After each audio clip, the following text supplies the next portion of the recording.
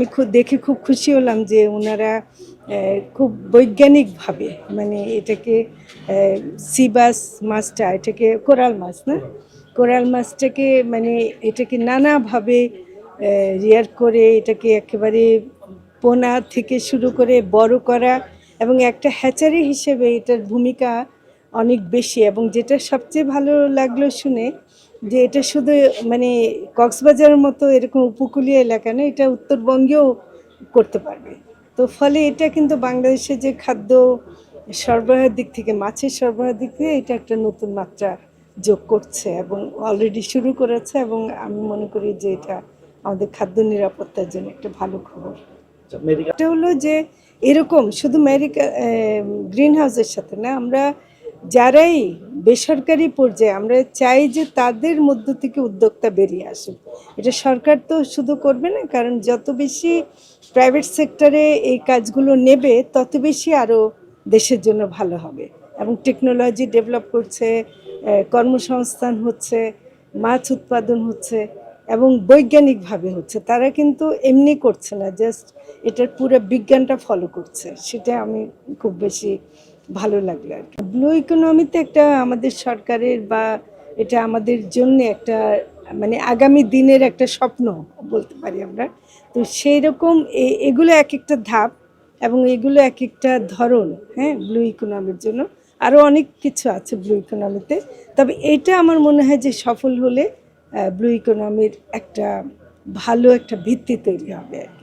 টানা তৃতীয়বার অর্জন করেছে দেশের সেরা সুপার ব্র্যান্ড স্বীকৃতি বসুন্ধরা টিস্যু। যেহেতু আমরা প্রাইভেট এন্টারপ্রেনিউর, আমরা কি কাজ করছি এবং ভবিষ্যতে পাবলিক প্রাইভেট পার্টিসিপেশনের আন্ডারে আরও কোনো কাজ করা যায় কিনা সেটা নিয়ে ওনারা দেখে গেছে। ভবিষ্যতে হয়তো আরও বেশি প্রাইভেট সেক্টরকে ইনভলভ করার জন্য এটা সহায়তা করবে। আমরা বেসিক্যালি চিন্তা করেছিলাম আমাদের দেশে কোনো কোরাল বা সামুদ্রিক কোনো মাছের কৃত্রিম প্রজননের কোনো মাছ নেই। আমরা চিন্তা করেছিলাম কেন হবে না এই দেশে, বিভিন্ন দেশে হতে পারলে আমাদের দেশে হবে। সেখানে আমাদের বিশ্বাস ছিল উপযুক্ত পরিবেশটা আমরা যদি দিতে পারি তাহলে এটা সম্ভব। তা আমরা শুরু করেছি, কাজ করছি, অনেক কিছু শিখছি। এই পর্যন্ত আমরা 10টা ব্রিডিং করতে সক্ষম হয়েছি এবং আমরা আশা করছি ভবিষ্যতে আমরা যদি নার্সারি ডেভেলপ করতে পারি এবং ফার্ম বেসটাকে যদি আরও স্ট্রং করতে পারি, 5 বছর পরে বাংলাদেশ এক্সপোর্টের দিকে চলে যাবে এবং বাংলাদেশের এক্সপোর্টটা এখন তো বলে এশিয়ান সিবাস, তখন বাংলাদেশ সিবাস হিসাবে একটা ব্র্যান্ডিং পাবে।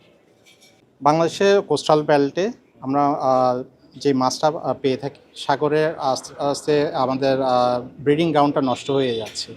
সেই গ্রাউন্ডটাকে ঠিক করতে হলে, আমাদের মাছের অভয়ারণ্য করতে হলে আমাদের হ্যাচারি ব্রিডিংটা দরকার।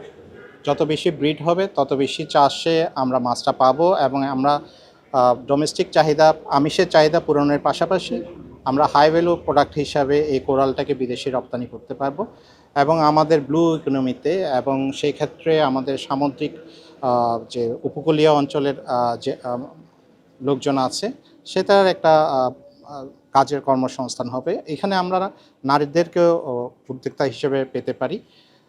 আমরা আশা করছি প্রাইভেট সেক্টর এখানে চলে আসবে, আরও অনেকে আসবে, আমরা অনেক লোকের কর্মসংস্থান হবে। 5 বা 10 বছর পরে বাংলাদেশ একটা অবস্থানে চলে যাবে।